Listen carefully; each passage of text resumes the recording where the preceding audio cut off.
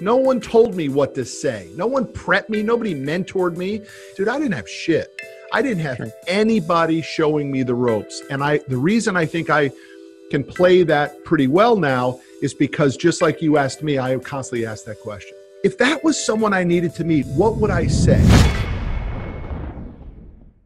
Is your business struggling right now? You might think that it's because you don't have enough sales. But the reality is, it's because you don't have the attention of the marketplace. This is attention equals dollars. You deserve more. Your business deserves more. And I'm here to teach you everything that I know on how to get the attention that you need and to turn that attention into dollars. Welcome to the Attention Equals Dollars podcast. I'm your host, Luke Nesler, where we come to you live from the Impact Media Studios, and we help you master digital attention and turn that attention into dollars. How do you transform your business? That's what this podcast is all about. Listen, starting something from scratch and building a successful business is not as easy as it's made out to be. It's a long road to hoe, and when creating it yourself, you have to learn from your own mistakes. You have to pave your own path. That path includes exciting times, but it also includes terrifying times, scary times. Along the way, you have to figure out how to stand out. How can you get the attention of your customers? How do you get the attention of the marketplace? It's that attention that will determine if you're a success or simply a flash in the pan, a moment in time. My guest today is a player. He's a powerhouse and someone that I've learned a tremendous amount from the last couple of years. He started his business from nothing more than a folding table and a telephone. He stared the repo man in the face. He's dealt with fear of not having enough, but through it all, he's built an empire. He's the president and CEO of Commercial Fleet Financing, a $100 million plus per year business. He's a keynote speaker and host of the hit podcast, You Need More Money. He's also the author of the transformational book that's now available for pre-order, You Need More Money. And he's someone that I'm proud to call a friend, Matt Manero. Matt, welcome to the show. Appreciate you being here with us. Who is that guy? Who is that guy you just described? That's you, me, man. It doesn't sound like me. Does it, when you've built quite a resume, does it still feel weird to hear what you're doing and what you've done, or is it just kind of it's business? Dude, I only play up. I never play down. I never look down. Ever, ever, ever. Never. So for me, I'm always chasing. I'm chasing those who are more successful than me. I never rest on my laurels. I never feel good about what I've accomplished. I'm pissed off almost every day. I love it. So that's one of the reasons that I got into the circles that I've got into and made sure that you were someone that I developed a relationship with and a friendship with, because I always like to tell how I met my guest. And I don't even know if we've ever talked about this, but I met Matt on, actually I learned of Matt from the Power Players show that Grant Cardone does, and just immediately resonated with what you were saying. I was like, man, this guy's such a business badass, yet at the same time, he seems like he's such a great guy. And I did what a lot of people just overlook and don't think of. I found you on Facebook. I friend requested you, and I started engaging with you and talking back and forth. And long story short, we literally built a relationship online that led to, I've been to your office, spoke to your staff, hung out, and now we're doing business together. But the reason that I went through what I did to get your attention was because exactly what you just said. I respect that, and I want to surround myself with people like that. So I'm super pumped that you are where you are today with the book. I want you to talk about that, and I'm really excited to have you on the show because you're, whether you'll give yourself the credit for it or not, you are a business wizard, and you've done stuff that a lot of people would only hope to do one day. So hopefully we could shed some light on what maybe they could do to grow their business today. Dude, I'm grateful that you say all those nice things, and I'm happy to help in any way that I can. And you and I together are doing really good business and some very cool stuff. And it is a social media relationship. That's how we met. Nobody introduced us. Social media introduced us. Nobody else introduced us. So when I talk about attention leading to dollars a lot, and you even said this, how do I, is this making sense? How do I tell if this is working? And a lot of people overlook the obvious. I got your attention from social media. Had Brad Lee on last week. I wasn't in Brad Lee's court of friends. I got his attention from social media. And then what I've done is we've built relationships, genuine relationships, not, trying to hack my way into a dollar, but we've turned that into a business relationship. And I think a lot of people discount that. They talk about ads and campaigns, and sometimes it's as simple as starting a comment conversation on Facebook. Oftentimes that actually might be the new way of doing it. And in order to play by that rule, you have to understand time and patience. That means that it is not a one-call close, right? And Absolutely. it has to be a conscious effort. It's going to take time. It's going to take consistency. It's going to take value contribution, all that sort of stuff. And it's a new world, my friend. It's a new way to sell. It's a new way to connect. And we're all learning because it's changing unbelievably fast. I'm excited to dive into that with you, because you built your business long before Facebook and just the state of the internet is what it is today. That wasn't the case when you built your business, and you built a big business and never had to rely on necessarily the internet to get it done. So I love the story of how you got started. So briefly, take me back to that. Take me back to the card table, the telephone. What you've built today is an empire, but where did it start? I got started, I was transferred to Dallas, Texas in 1995 with an equipment financing company, a guy who taught me the business. Now, the way I was taught this business was slightly different because we were factory ordering and financing commercial fleet vehicles. So literally, like, the plumbing company would buy 5 cargo vans, and we would order the cargo vans, we would upfit it with the shelves, we would logo it out, and we would deliver it ready to go to work to the plumber, and then we would do the financing. We would make money on both sides of that equation, right? The equipment side and on the financing. And that was the business when I started it. And when I moved to Dallas, Texas, I was transferred here. Immediately, everything changed, the budget, the goals, and I was basically left for dead in this little dumpy apartment in Dallas, Texas. And when I tell you, I didn't have a friend of a friend, dude. I didn't know anybody here. And I said, well, I think I can do this on my own. And I left. And that was in 1995. I immediately got sued for a breach of my non-compete clause. I lost any relationship that I could get my hands on. And about 6 months later, my car got repossessed. And I was literally down to my last $40 on a Shell gas card. And I walked to the Shell station on the corner, and I bought milk and Frosted Flakes. And I came back to that dumpy apartment and said, this is not how it works for me. I am better than this. I'm going to fix this. And I began to dig and just shovel. And that shovel and that digging was on a phone. And it was done with the Yellow Pages. And it was literally on a folding tin chair and a folding table. I mean, if you looked at the entire assets of my world, it was probably under $100. There was no computer on the table either. That was 1995. Plenty of people had computers. I had no computer. I had a phone, a Yellow Pages, and that was it. And then anyway, go ahead.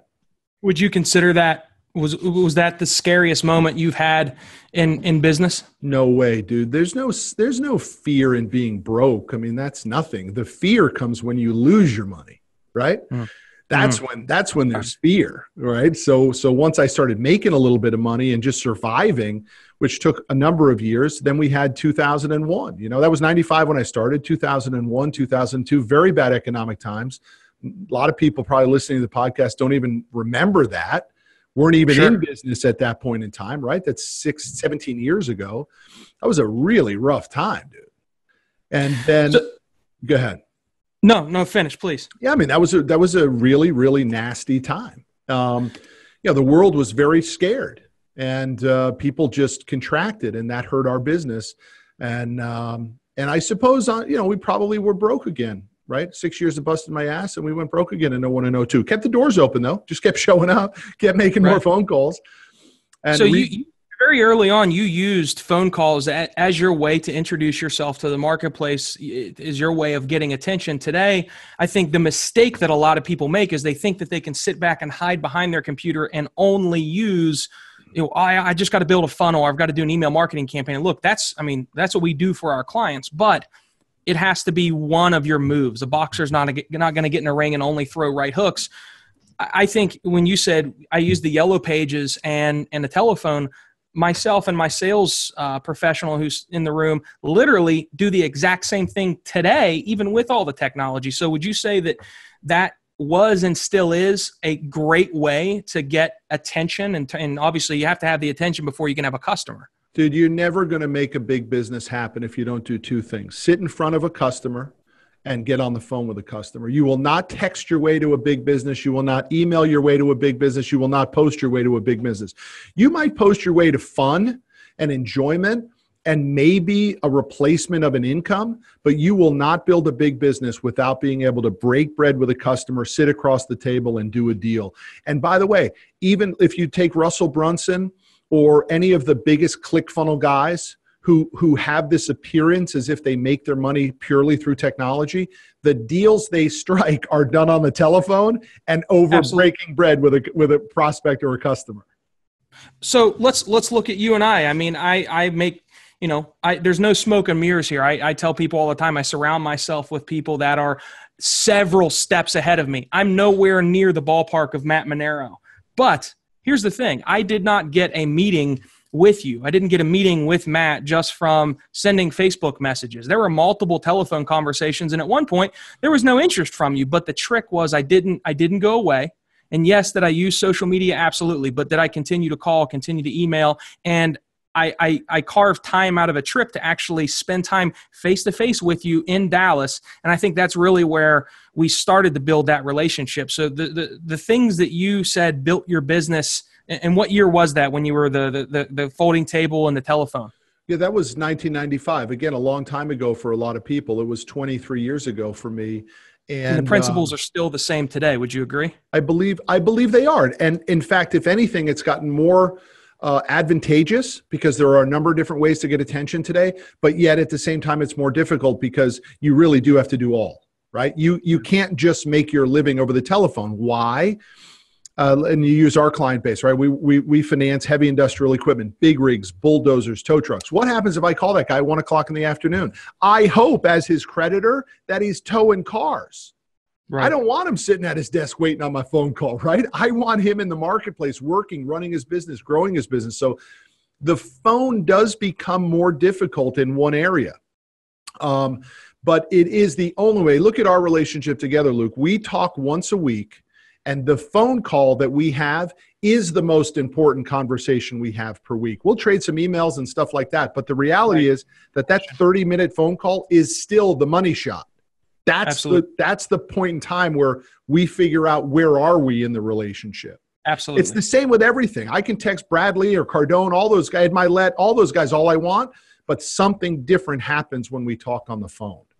Yeah, 100%. And I think unless your business is a business that you sell your product online, I sell, for those that are watching or listening, I'm holding a bottle of water in my hand. Unless I sell this bottle of water on the internet and I can transact a deal and close a deal on the internet, you can still get attention from digital space, social media, email, but you're never going to close a deal that is a service-based business on the internet. It leads to a relationship. That relationship, Matt Manero's relationship and my relationship never would have been possible if it weren't for online. But that relationship also never would have been possible if it weren't for me picking up the phone, spending time in Dallas. It is not one move. It is multiple. And the same things that Matt used to build his business in the early stages are still very, very critical in today's day and age. But look, here's why all of that will never go away. Because a key component to business is trust. And you cannot gauge trust via email or text or a social media post. You can only gauge trust when that sixth sense kicks in, that street smart, that alley cat nose kicks in and says, man, something doesn't smell right about this guy. And you hear it in his voice. And, after doing tens of thousands of deals. I just had a conversation with one of my newer sales guys this morning. He brought me this deal. I said, this deal's got hair on it. There's a problem here. He's like, what are you talking about? I go, this isn't right. This isn't right. This isn't right. He didn't even see it, right? But after all these tens of thousands of conversations and doing deals and getting screwed on deals, right? Issuing credit, trusting the customer, and then getting burned, you just begin a sixth sense. And sooner or later, that sixth sense is what you actually come back to do the bigger deals, right? Yeah. It's who is this person? And if I sense it, like perhaps the biggest person in my life that this has occurred to in the last, just say 60 days is Ed Milet. I just knew it instantaneously when I saw him on Confessions of an Entrepreneur on Cardone's show. And I said, I have to get to know that guy. Because part of the conversation was how he treated people badly. I feel the same way about my early days in business. I just ran buckshot over people, right? I just beat this place with a stick. He was saying the same thing. I said, I got to meet this guy. Now, what did Ed Milet do? He didn't return my phone calls, nor my email, my tweets, or any of that sort of stuff. What was he doing? He was on the phone with Cardone, asking Cardone, who is this guy Manero? Should I waste my time and do his show? Sure. He calls me back. He actually calls me and says, hey, I just got a phone Cardone. He speaks volumes about you. Let's do this thing. Yeah. And instantaneously, my street smart kicked in and said, this guy is the real deal. Yep. And when you learn about Ed Milet, dude, he's one of the richest dudes, legit rich, that you're ever going to meet on social media, man. And again, I think it's important to note, again, what Matt is talking about, read between the lines.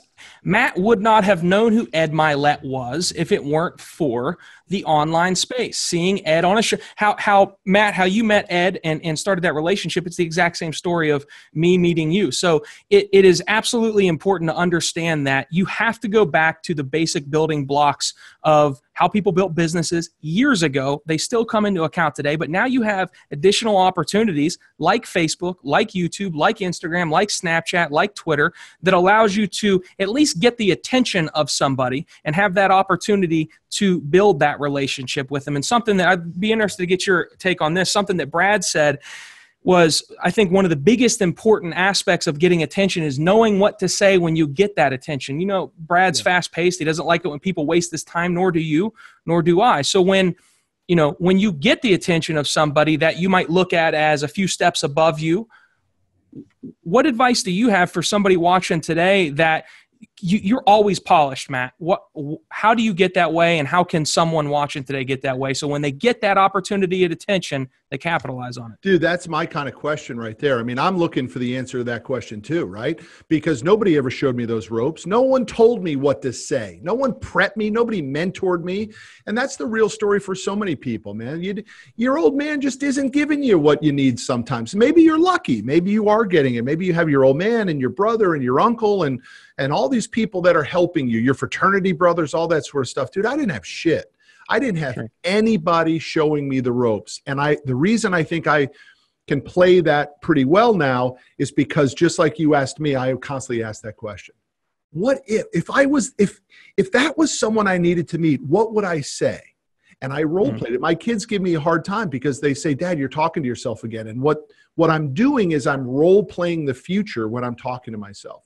My machine, my mind is playing out everything before it happens, right?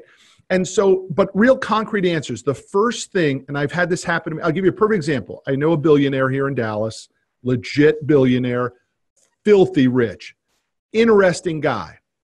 And I know him because our kids play lacrosse together. And he and I had built a very nice relationship together. Both we weren't doing deals together, but we would always talk about business and friendship and all this sort of stuff. And I'll never forget it, dude. This happened maybe 2 years ago. He pulls up, we're at a lacrosse practice. He pulls up in his Tesla. I hadn't seen him in a few months. He rolls down the window and he says to me, he's on the phone and he says, how's business? And I said, it's a little slow. It's like I don't know, it doesn't really feel great. He didn't say a word. He rolled up the window and drove off. Yeah, that's not what he wanted to hear. Dude, he didn't want to hear my problems. Yep. He wants me to tell him how great it is, how awesome it is. And if it's not, he wants me to tell him that I'm figuring it out. I'm fixing it. No one above you wants to hear your freaking problems. They want you to walk in with a big puffy chest as if you're important, and people of interest do interesting things. It's the greatest thing that Jim Rome ever said, right? And by the way, that could be for anybody. It's our podcasts make us more interesting. Absolutely. So I've heard you tell that story, and I've also heard, I want you to answer this question for me, and then I'm going to use this as an example. So when somebody asks Matt Manero, Matt, how are you doing today? What's your response to that? And in the old days, I might actually have said, oh, geez, my knees hurt and all that sort of stuff. Today, I say unbelievable, right? And if your day wasn't going unbelievable, what? I know where you're going with it. So I do it with my boys all the time. I go to a grocery store. The girl at the counter says, how's your day going? I say, unbelievable. And I say, you know what I would do if it wasn't? And she looks at me like, did you just ask me a question? What did you just say? What? And I say, you know what I would do if it wasn't? And she says, what? And I say, I would change it. And dude, that comes from so many years of being shit on and crapped on and being treated like shit, like the underdog, like the outcast, like the poor kid. That chip on my shoulder has given me incredible power to be able to instantaneously change my mindset. And you know what I think is powerful about that? It's sad. That's rare. So something that allows somebody, just a guerrilla, I don't want to say marketing trick, but just a very simple trick to stand out. Have a response like that. When I ask somebody at the grocery store, or even maybe some of my employees at times, hey, how you doing today? We all deal with stress, and everybody's response is, how's your day going? It's all right. So when you come at somebody with a response like that, or again, I'll go back to Brad. Brad's thing is, if I were any better, I'd be twins. That's rare, and it stands out. And I've started to watch you and use you as a role model with that, and I start to have positive responses to people's questions, and they look at me like I'm weird, but it gets their attention. Dude, that's your job as someone special, right? Is to first understand that we are all special if we fuel it. And so, by the way, it's not good enough to just say great. It's the great ones go that second step and force the weirdness, the uncomfortableness. And that's actually when the smiles start. That's when the attitude changes. Dude, I'll give you a perfect example. This is a number of years ago, and my kids still tell this story today. There was a bagel shop in my town. And the bagel guy, the guy and the gal who ran the bagel shop, they were there constantly, right? I mean, it was just typical restaurant story, right? 80-hour weeks, all that sort of stuff. No days off. They sell it to an Asian guy, okay? And we go to the bagel shop, and who's there on that Saturday morning? But not the guy and the gal anymore, but this Asian guy. Doesn't say a word to us. Doesn't speak to us. Just, simple. What do you want? You could just see the business was in trouble, right? Immediately, this guy, and my son and I watched people come in. He did the same thing. And I called him over when everybody left, and it was just me and my son and the bagel guy. And I called him over. I said, "Did you buy this business?" And he said, "Yeah." And I said, "You got any money left?" And he goes, "Yeah." And I said, "I'm going to give you a tip. This is the richest town around. Everybody who walks through this bagel door is an A-type personality. They know how to win. If you don't change your attitude and put a big welcoming smile when somebody walks in that door and show them appreciation, they're going to stop coming to your bagel shop." And he walked back around the counter. My son and I watched this happen. My son was probably 7. The next guy who walks in the store, this guy smiled the biggest shit-eating grin from ear to ear. He instantly changed his mindset. Yep. Well, he was going to have done the same thing that the billionaire did to you. He didn't want to have that negativity, had no time for it. So that guy's customers were going to roll up the windows and pull out on him. It's exactly what was going to happen, but here's what happened. It only lasted for a short period of time. And he fell back into his comfort zone and eventually went out of business. And probably whatever that last bit of money that he had, he probably lost it. That storefront is still vacant today. And my son still jokes about that. He was 5, 6, 7 when we did that. And it was the greatest lesson of the instant change of attitude and all the energy that it changes around, right? Wow. Talk to me about that internally in the business. And this might be off the topic of, marketing and getting attention, but I think it's something equally as important, because while my job is to bring business in, get the attention of customers and turn that into a sale, my job is also to be a leader of the team. You've had bad times. We've had bad times. And how important is it that the leader of an organization maintain that smile, that leadership sense about them, and not fall into the holy shit, I'm terrified right now. What if this happens or that happens? Because it will absolutely affect everybody in business and in your internal organization. Do you agree with that? What's your stance on that? I've made all the mistakes when it comes to leadership mistakes. One, not having the plan, and then telling your troops that you don't have the plan, right? Well, I'm not sure what the next step is. Dude, that's disastrous, right? But I really liken myself to Rudy Giuliani as a leader. If we know who Rudy Giuliani, he was the mayor of New York City at September 11th. He was really a neutral mayor, not like he had plenty of haters. He was just sort of a vanilla, lukewarm, sort of looked at as a lukewarm mayor. but after September 11th and the way that he handled the tumultuous situation, he was looked at as a hero, right? Sure. And I kind of liken my leadership style to that. I'm not the greatest leader in peacetime, but I do like to think I'm a fantastic leader in wartime. I've had to put myself in that mindset many times to bring out some of my leadership skills that the organization needs. Some I've literally been in wartime with it, and others I just needed to put myself there. So the challenge is, can you be a great leader all the time? Can you be a motivator all the time? And we're right now in a very good economy. Most businesses should be doing pretty well. If they're not, they should, because wait till the recession hits in another 2 years and then they're out. But that is my challenge. I am an introvert. I will go into my office. I will be to myself. I don't necessarily every day force myself to go around and rally the troops. I do have an executive management team now that their job is part of that. So I'm kind of a one-on-one leader.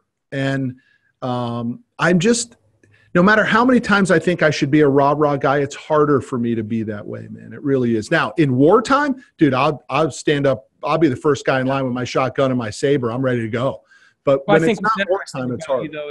I think what's interesting about you, though, is even when you're calm, one of the first time I met you in person, and we'd had multiple conversations before that, you just have this leadership aura about you and just this powerful vibe coming off of you. And I'm not a hippie. I don't know how to explain it to the best of my ability, but there's just something, even when you're completely calm, that makes me, and I'm not even an employee of your company, makes me think, man, this guy's got it, and everybody behind him is safe and protected. And I don't know that is a natural skill. I've had to develop that, and I think that's something that, again, I guess tying it back to attention, keeping the attention and the trust of your staff. I think that's extremely important. That even when you're not rah-rah and you're there firing everybody up, I still think it's important for somebody to look at you, look at whoever's watching or listening to this, and say, I trust this person.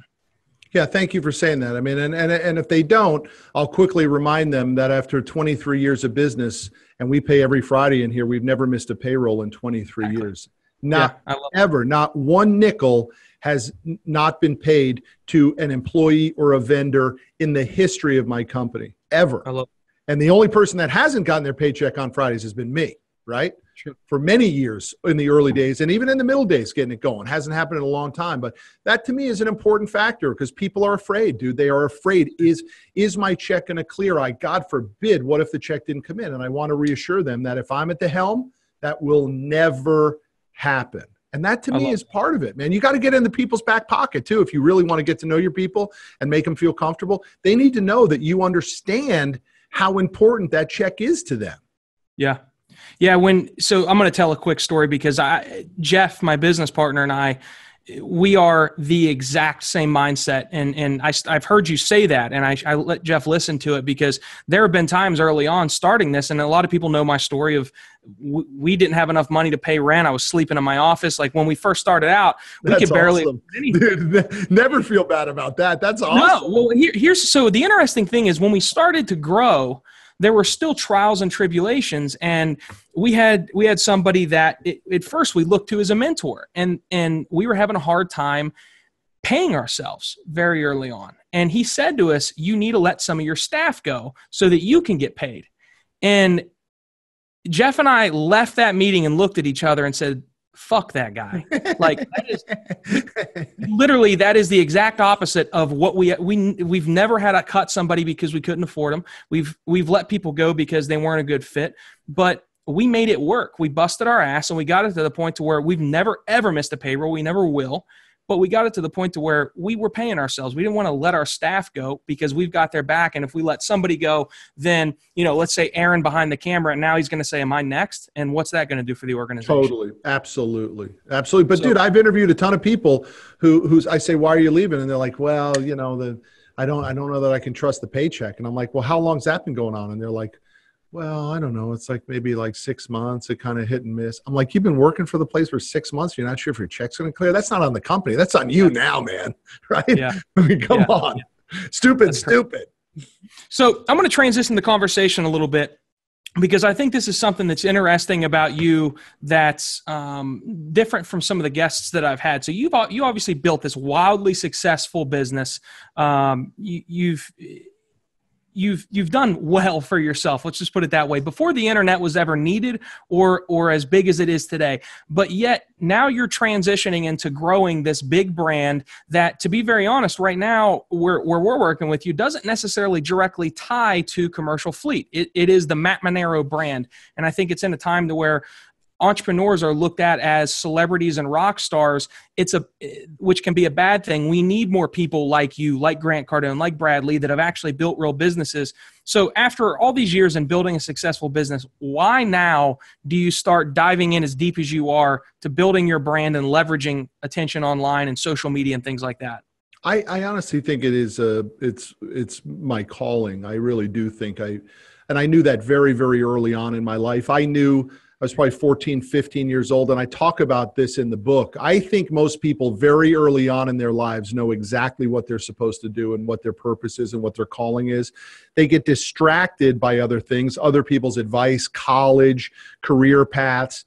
But I think very early on, we have an idea of what it should be. And then usually fear of success takes over and we end up going in a completely different direction. I knew very early on that I was to help people. And I knew that I should have been a coach. When I found out what coaches make, I knew that wasn't going to connect to who I wanted to be. I knew that I wasn't going to live on 40 grand, 50 grand a year. I knew that early on. But that contribution of coaching and helping and fighting for the underdog and pulling someone up was always a part of my cause. And I'm just now getting back to those roots. So that's why I do it. Look, I would love the two, between a personal brand and the corporate brand, to merge better. But the reality is equipment financing is like not a sexy thing.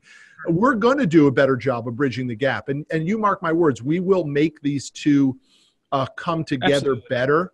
But we're also in a tough spot. You got to understand my business model. I'm in the credit business, and I only finance good credit customers. So it does make it a little bit hard. Some of the best customers that we finance would never think of posting on Facebook or Instagram. Now they're older, so there's a new generation that might come in below them. But what we have found is good credit customers don't go to the internet looking for financing. Bad credit customers go to the internet looking for financing. But even without really trying, because you're pushing the You Need More Money brand, the Matt Manero personal brand, to help entrepreneurs, but without even trying, you've told me a couple of examples and even sent me some screen caps of emails to where there are some folks, as a byproduct of what you're doing in the commercial trucking side of things, that are taking note. And you just used an example before we jump on here, or before we jumped on the podcast. So it's interesting how you can grow your network when you're putting good content out, when people are paying attention to it. And even sometimes when you're not trying to close a deal or generate a lead, it happens. So here, it's a wonderful question, dude. It's really a great question. I'd like to give my twist on it to get the right answer out on this. People think they need to make a living from it. Posting, branding, all that sort of stuff. I never saw it like that. I saw it as sooner or later, even if it's not Facebook or Instagram or Snap or Twitter or YouTube, it's going to be Google. And everyone's going to Google your name. And you better have something to show them. Absolutely. And so that's why we have 900 videos on our company YouTube page. Not my personal YouTube page. It's only got 100 and something videos. My company page has 900. That's why I have blog posts. And we use Google Plus a lot because that's what the bots are going to read, right? There's not a customer that comes into our office to sign a set of docs who has not looked at one of our company videos. And so that's why I started to put myself out there, because I knew that someone was going to search before they said yes to us. And I wanted them to have information that made them feel comfortable. The rest of it, sort of the leader, maybe a thought leader, maybe an experienced guy that can help other people, that came afterwards. But the first thing for me was, if a customer wants to find out about us, they better be able to find something about us. Yeah, and I love that. I think that's a luxury that every business has available to them today that, quite frankly, just wasn't there even 7, 10 years ago, even 5 years ago, to where today when somebody says, "Hey, Luke, can you send me some information over?" Yeah, absolutely. I'm going to send you my YouTube link. There's 500 videos there. If by the end of those 500 videos, they aren't sold enough for me to take a meeting with them, then I've done something wrong. So I think if nothing more than that, it's an amazing tool, an amazing resource. Look, if somebody applies for a position with this company, and I Google your name and nothing pulls up, you will not get a call back, period, because you won't understand what we're doing. You'll fight me about why is he doing all that sort of stuff? Yeah, why are you spending money in the studio? What's he doing? Why I'm supposed to send out his book to a customer, even though he pays for the book and the postage? I mean, you won't even understand the ecosystem around here. Absolutely.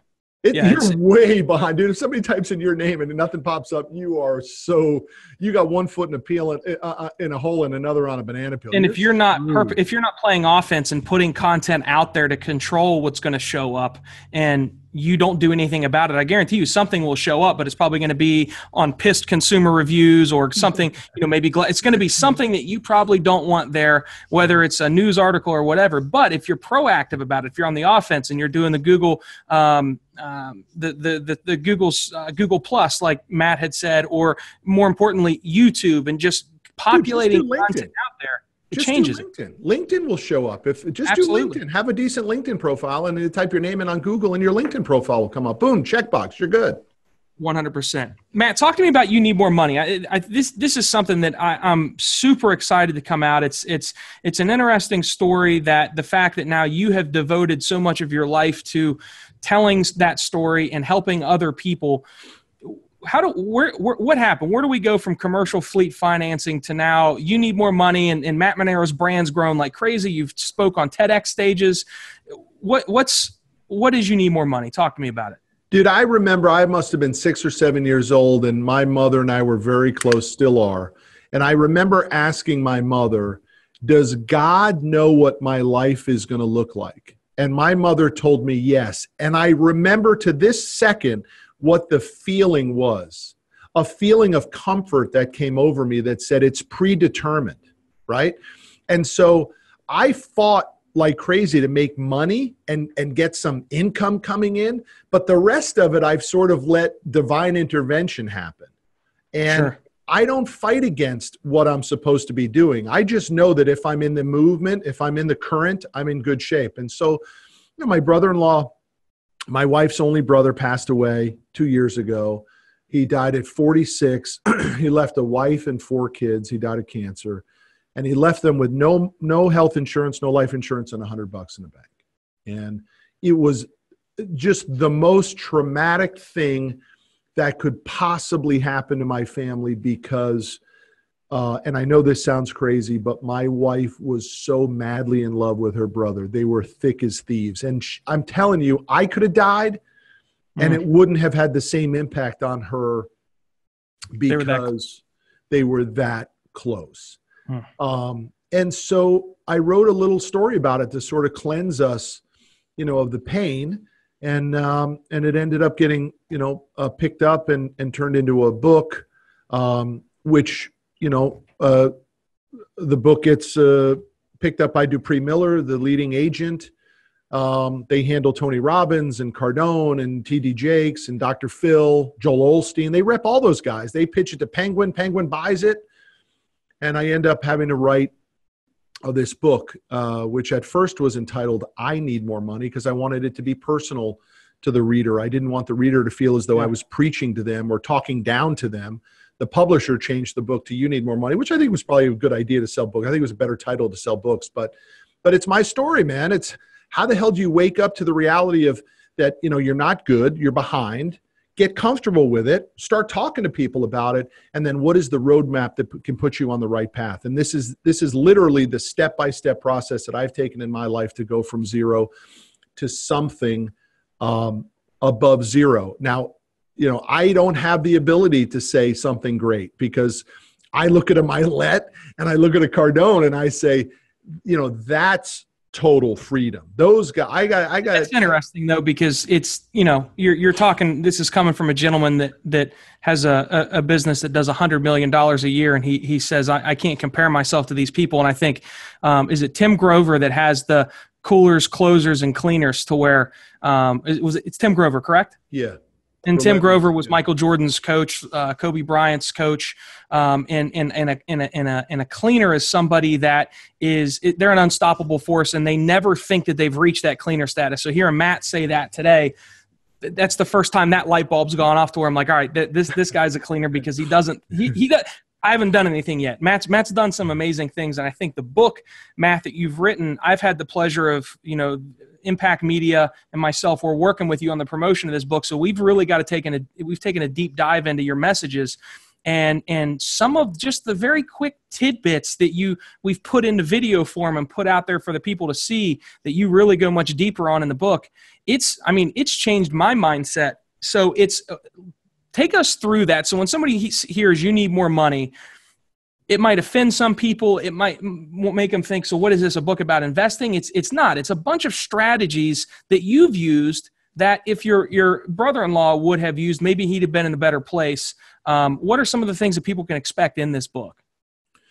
I mean, the book's broken up into two parts. The first is the wake-up call, which I use some data to show that no matter how good you think you're doing, the odds are you're behind. And then it moves into the roadmap, which is what is the step-by-step process that you want to take to begin to fix it. But the overlying theme is mindset adjustment towards money. And you are on the inside of our promotion of the book, and you have seen the hate, the just downright nastiness that has come out in comment section on these videos from people who fall into the trap of this blamer mentality, as we talk about in the book. And that blamer mentality never makes anybody any money, period. And so I love that stuff. I don't comment against the haters, but that stuff fuels me. It's just the most amazing thing for me, how the minute I feel as though I'm being pushed aside, I'm being bullied, it just instantaneously fires up this intense competitive nature for me. And for that reason, I want the book to do well. I want the book to be a New York Times bestseller. I don't want it to be an Amazon bestseller. All that stuff is gamed and silly. The real players are Wall Street Journal and New York Times bestseller. And the reality is you got to sell 50,000 copies. And I want the book to sell 50,000 copies and be a New York Times bestseller. And that's a deeply competitive nature for me. But here's most importantly, if you won't spend $23 to fix your money, to work on fixing your money situation, you shouldn't buy the book, right?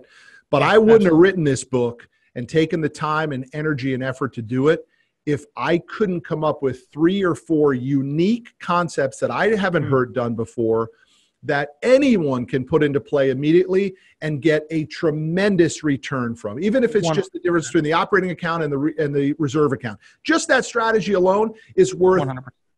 It's the greatest ROI you could get on $23 just to understand that strategy. It's an amazing book. I was explaining this to somebody the other day to where it's like, look, there's a lot of gurus out there that have written these bullshit books and putting these bullshit courses out, and they haven't done anything yet. So why would you buy something from them? This book from Matt is the complete opposite. If Michael Jordan called and said, look, I've got this step-by-step manual on how to shoot a free throw, most people that want to do better in basketball will probably read that. This is a book from a wildly successful man that started a business from nothing and has grown it into an empire that talks about some of the strategies that he's used. And I've seen the book. We've marketed the book. We're in the process of working with Matt on this. I'm excited to read this book. It's changed my chief marketing officer's mindset completely. He's a grown man with a wife and a little girl. I mean, it is the real thing, and I'm excited about it. Matt, when does it come out? When can people get the book?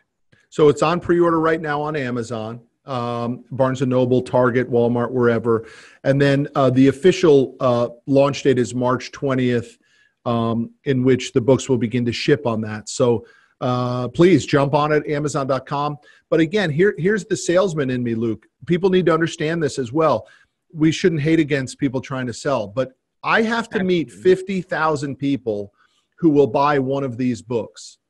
And in order to do that, I probably have to meet 250,000 people, right?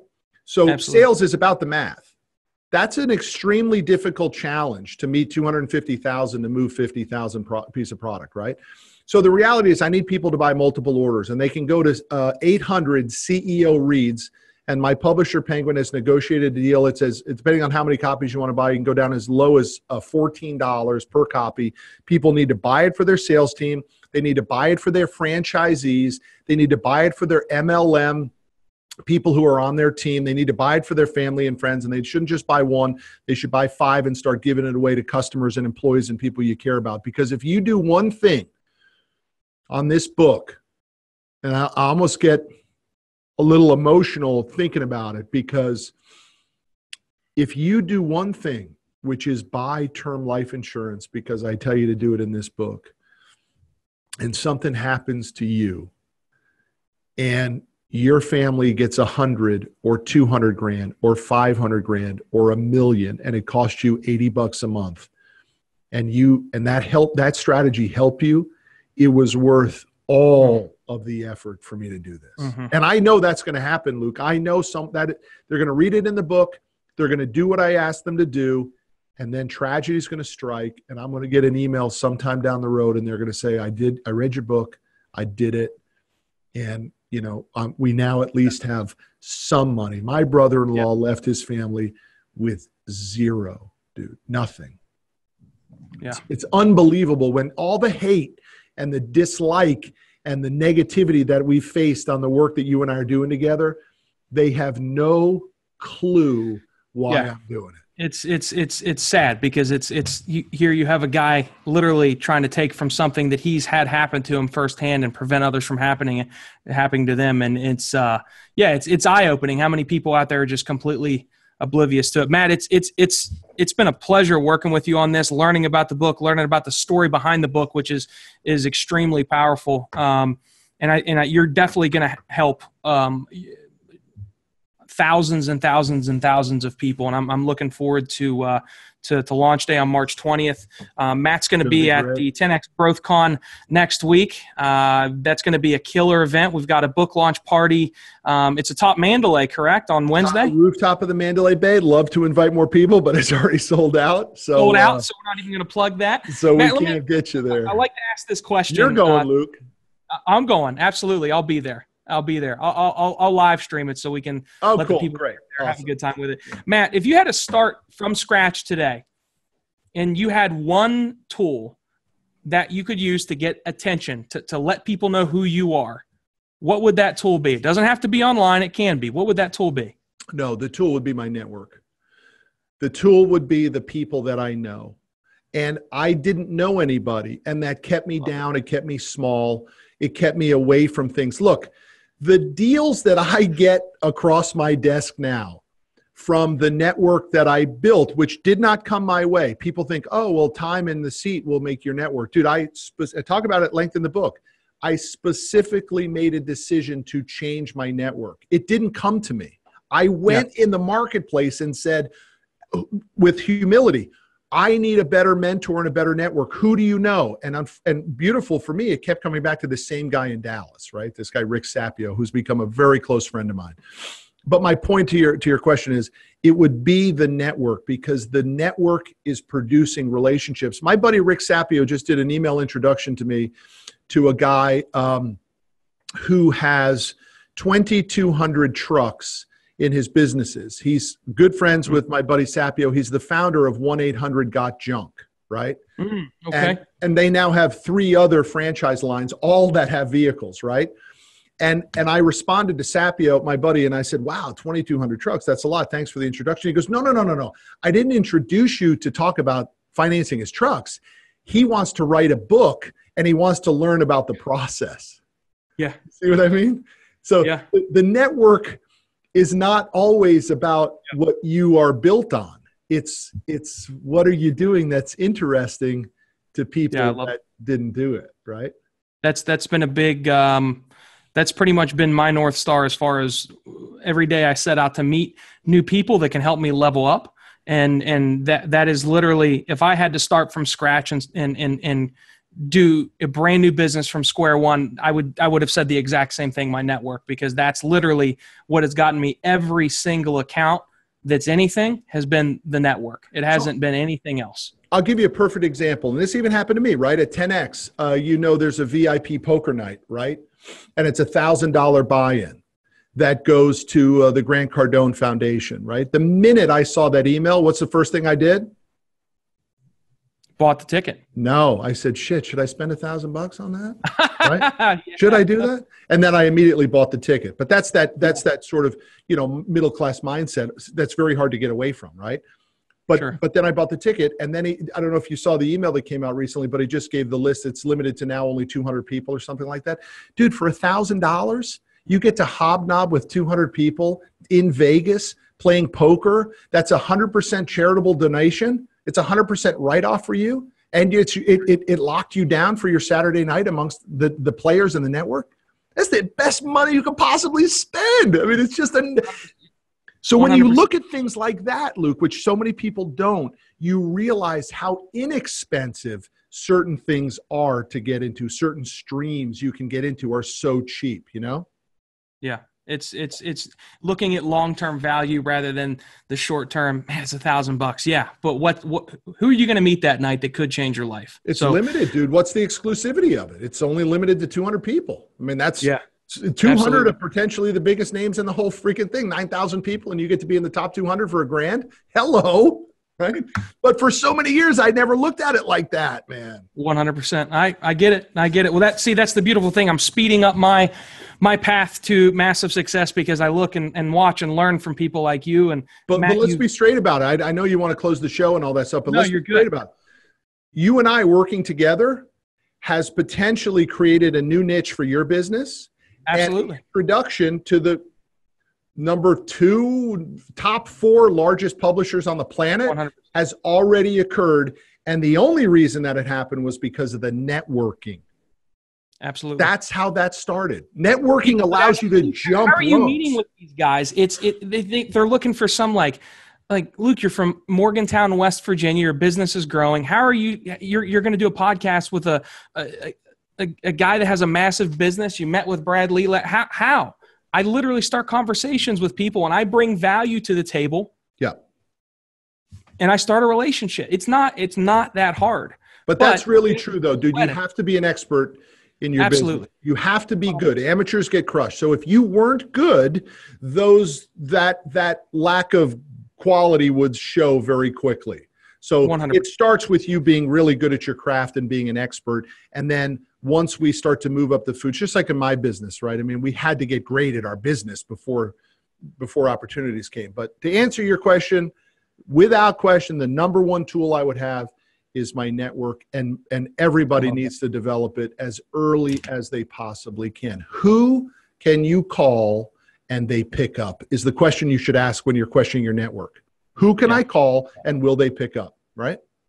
Yeah, that's a good gauge as far as where do you stand in the network that you have. I love that. Yeah. Matt, where can people find more about you? Where can they get the podcast? Where can they learn about the book? Sure. It's mattmanero.com on all social, or Matt Manero on all social. Mattmanero.com is the website. You Need More Money is the primary branding that we're operating under. It connects to the podcast, You Need More Money, the book, You Need More Money, order on Amazon. And then, of course, from a truck financing standpoint, which is the goose that lays the golden egg, man. Everybody needs a goose that lays the golden egg. What is the thing that spits out the tokens, right? And that's for me, it's commercial fleet, has been for 23 years, and we finance big rigs at cffnationwide.com. I love it. One of these days, I'm going to be in there. I'm going to sign that booth. Matt and I are going to do some content in Dallas. Yeah, I can't wait. We're going to have a good time. I'm looking forward to coming down. Guys, thank you for watching. If it's your first time seeing the podcast or watching the podcast, be sure to follow us on YouTube, subscribe on YouTube, like us on the Luke Nesler Facebook page. We do go live, the video version of the podcast on Facebook and YouTube. But please, if you have not checked out the podcast on iTunes and Stitcher Radio, please go to iTunes today, go to Stitcher today. I need you to like it or rate it, subscribe, and review it. That's the way that I get my podcast out. That's the way that Matt gets his podcast out. We do this for free. There's zero money that we make doing these. We do them because we want to help people. I'm bringing you my expert friends. Matt brings the same on his. So be sure to rate, review, and subscribe to his podcast on iTunes. Be sure to rate, review, and subscribe to the Attention Equals Dollars podcast on iTunes. And guys, we will see you next week. Have a wonderful week. Is your business struggling right now? You might think that it's because you don't have enough sales. But the reality is it's because you don't have the attention of the marketplace. This is Attention Equals Dollars. You deserve more. Your business deserves more. And I'm here to teach you everything that I know on how to get the attention that you need and to turn that attention into dollars.